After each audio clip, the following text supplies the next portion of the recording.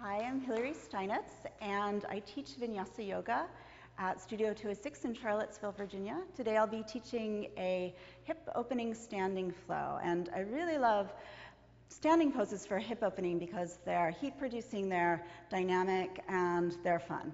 Probably a lot of people are used to doing pigeon and double pigeon, which are fabulous seated hip openings, but I think that the standing hip openings actually are a wonderful way to prepare for some of those seated ones.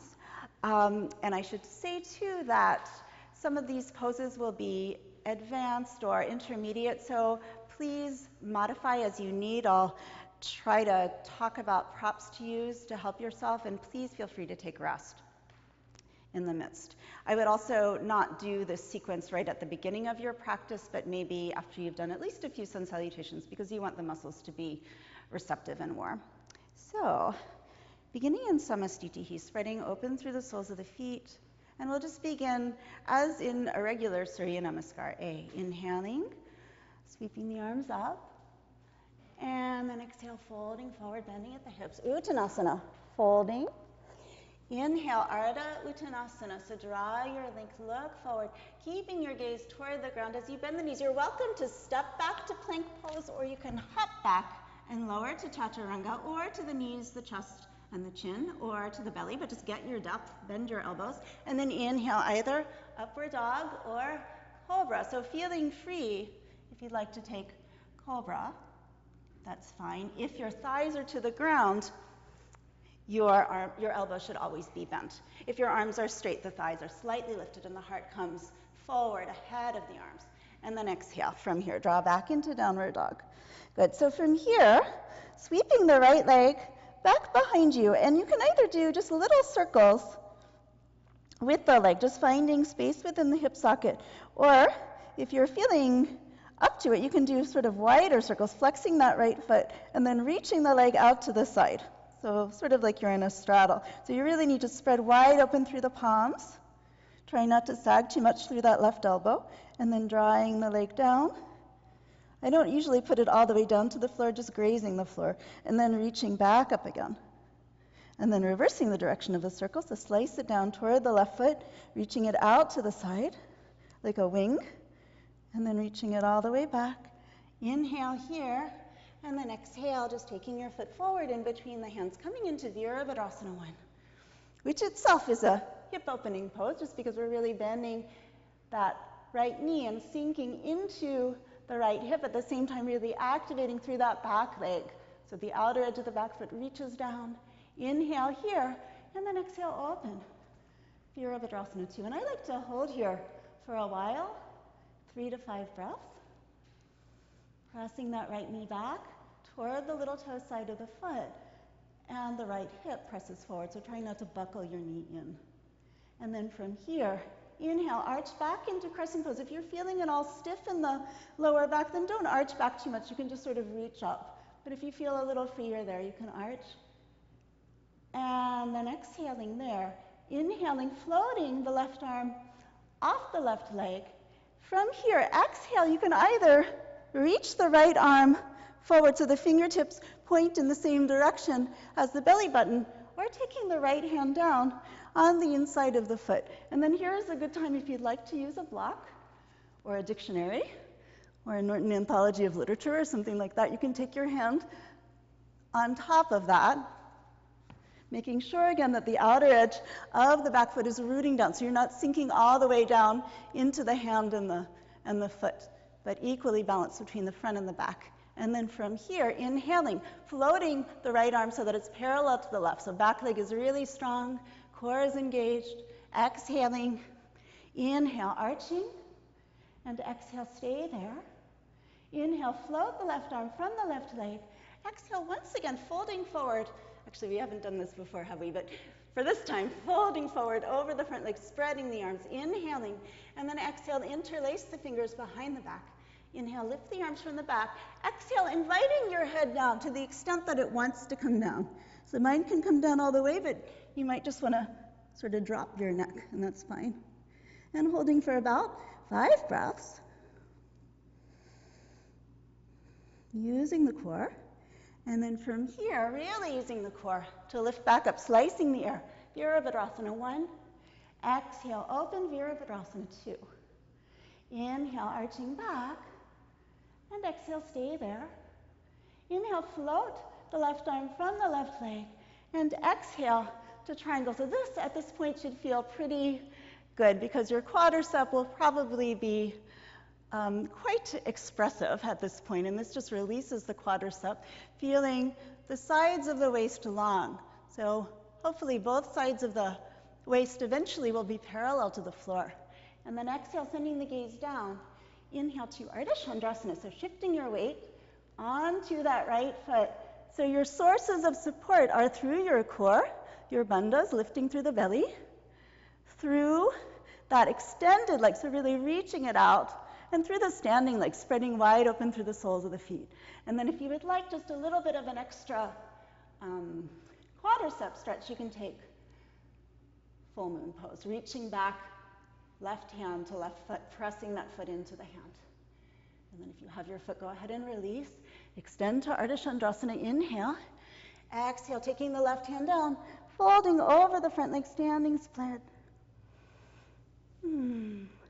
Inhale, look up and lengthen. Exhale, lowering the back foot down to high lunge. So it's a good 4.5 feet deep. If you're feeling really tired at this point, you can lower your back knee, stretch your front leg straight and fold. This is Ardha Hanumanasana. And then as you're ready, coming back into high lunge, pivoting on your right heel. So the right toes point out to the side, and then wiggling your back foot back. So you should be probably feeling a little bit of extra yumminess through that right hip at this point, shooting energy out that back heel. And then you can, you can stay with your hands down, or if you feel okay with it, you can extend through the spine, lift through the arms, and breathe, keeping your hips nice and low. 2, back leg is straight. 3, engage the quadricep. 4, and 5. So with the back leg as straight as it can be with the arms up or down, lower the back knee to the count of 5. 1, 2, 3, 4, and 5. Take the knee down, take the hands down. And here you will probably be grateful to fold into Ardha Hanumanasana. And if you're not so grateful, if it doesn't feel like it's the kind of restorative that you need, you can take something else that your body seems to cry out for. If you want to go further to explore Hanumanasana, feel free to reach that right foot forward and the left foot back. What you don't want to do is to collapse onto the right hip so that that left knee starts to point out to the side and the left thigh starts to face the left wall. So keeping the internal rotation of the legs. Better to be up here than to be down there. Good, and so if you feel settled and you'd want to play a little bit more, you can go ahead and extend through the arm. And then exhale, taking the hands down, taking your right foot flat to the floor. Once again, tucking your back toes. So again, you can shift your weight onto the right foot into standing split. And then inhale, look up and lengthen. Exhale, taking your left foot down, a little wider than hip width away from the right leg. And then from here, actually, you might want to just, again, release a little bit to give that right hip a break because it's probably really singing by now. If you would like, taking your right arm in between the legs, reaching your right arm to the outside of the right leg, and reaching your left arm around the back. So this is also where a strap might come in handy. So if you can't quite make that connection hand to hand, you can lengthen the arms effectively by using a strap. So you can feel free to stay here and press that right upper arm against the thigh to lift the heart up, or coming into a standing balance. And I always notice that my hair is in my face for this, but go ahead and try to shift your weight. Whoops, there we go. Shift your weight onto the left foot. Good, and then once you have that stability, you can maybe start to extend through the right leg. But as you could see with me, it often takes a few times before I feel balanced enough really to come all the way up. So you can stay bound here or release your bind, but we're going to somehow come back into Parshva Konasana. So here I'm still bound. So the right arm is underneath my right thigh. The left arm is wrapped around the back. You could also do a half bind with your left arm wrapped, but your right hand down. And then at this point, we're just going to go ahead and take the hands down, coming onto the ball of the back foot, taking your right shoulder underneath the knee. Now on this side, I'm not so great at the arm balance, but if you would like to play with it, you can start to extend that right leg over the right elbow. If not, that will not be for everyone. Just take your hands on either side of the front foot. And this is just on our way back to Chaturanga. Inhale. And exhale.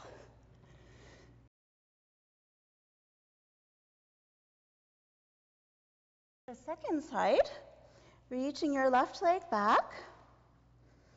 Good, and once again, you can do little circles just to explore movement within the hip socket, or widen your circle, spreading through the palm. So you want to be really strong through the foundation of your arms and your shoulders, reaching the left leg out to the side as in a straddle, and then maybe completing the circle, taking the left foot down toward the right, reaching it back up behind you, and then reversing the direction, so slicing it down, and like a wing, opening it, spreading through the palms. So the whole body has to participate in the pose to keep you stable. And then reaching back, inhale, exhaling, taking your foot through. And then rooting your back heel to the floor. Inhale, rise up, Virabhadrasana 1, lift the heart. Exhaling, opening, Virabhadrasana 2. Be there. Good, feeling the stability through the fronts of the legs, through the quadriceps, and how this stability enables the hips to soften and release. And then inhale, arch back. Exhale there. Inhale, float the right arm from the right leg. Exhale again, you can either extend that left arm out, you can take your left hand down on the inside of the foot again if you would like. You can use a block at any height. Any height, you can be high. And just pressing into the outer edge of the back foot. Pressing the left shoulder against the knee to lift the heart. And then inhale, taking the left arm parallel to the right. Exhaling there. Inhale, arching. And exhale there. Inhale, float the right arm. Exhale, folding forward over the front leg once again. I still have my back heel to the ground, by the way, for stability. Inhaling, and exhale, interlace the fingers. Inhale, lift the arms, and exhale, you can either just drop the head. If your head goes down toward the floor, you can take it there. Use your core to keep yourself from placing too much weight on your head. 2, 3, 4, and 5, and then inhale. Rise back up, slice the air. Exhale, open Virabhadrasana 2. Inhale, arch. And exhale, stay. Inhale, float the right arm. And exhale, incredible relief, stretching into triangle. Feeling free, by the way, if you'd like to take your back foot in a little bit closer, because sometimes this triangle ends up being a little wide. And then just be there for a few breaths. Good. As you're ready, exhale, sending the gaze down. And inhale to Ardha Chandrasana.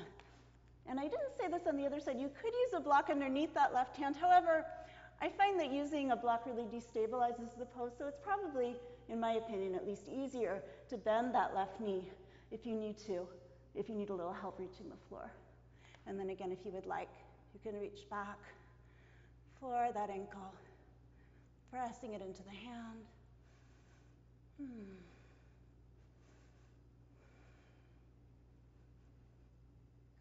And then as you're ready, extending through the leg if you bent it, inhale. Exhale, right hand down, folding into standing split. Inhale, look up and lengthen. Exhale, big step back. High lunge, lower the back knee down. Again, if you would like a little rest here. Again, to me it feels like a rest. If it's not your idea of a rest, then do something just more instinctive. Good, and then taking your left foot flat to the floor, pivoting on your left heel, coming back onto the ball of the foot, and then again, as you wish, you can wiggle that back foot back, stretching long through the back leg, keeping your hands to the ground if you wish, or extending the arms, stretching through the back leg, 2, 3, 4, and 5. And again, the hands either up or fingers to the ground. Lower the back knee to the count of 5, keeping the leg as straight as you can. 2, 3, 4, and 5. Dropping the knee down, taking your hands down. And once again, stretching the front leg, Ardha Hanumanasana. And again, stay like this. Or if you'd like to explore Hanumanasana, basically keeping the same position with that back leg as you had in Ardha. So it will start to flatten and straighten toward the ground, but you don't want the knee to rotate out toward the right side. And then once again, as you wish, or as you can extend through the arms. You can also, by the way, take a block underneath that left thigh to prop yourself up. And then exhale, folding. And then as you're ready, pressing into the ground and lift up, taking your left foot flat to the floor, coming back into high lunge and positioning yourself so that you can shift your weight onto your left foot, extending through the right leg. And then inhale, look up and lengthen. Exhale, taking your right foot down. Again, kind of a wide hip width away from the left. The feet are parallel. And then again, you can feel free just to hang forward here, or you can bend your knees, reaching your left arm in between the legs, reaching your right arm back behind you. Again, you can use a strap to connect the hands if that helps you. Very carefully, if you can straighten the legs, peeling that right shoulder back. And then once again, if you would like to take Bird of Paradise, shifting your weight onto your right foot, and then starting to unfold your bird.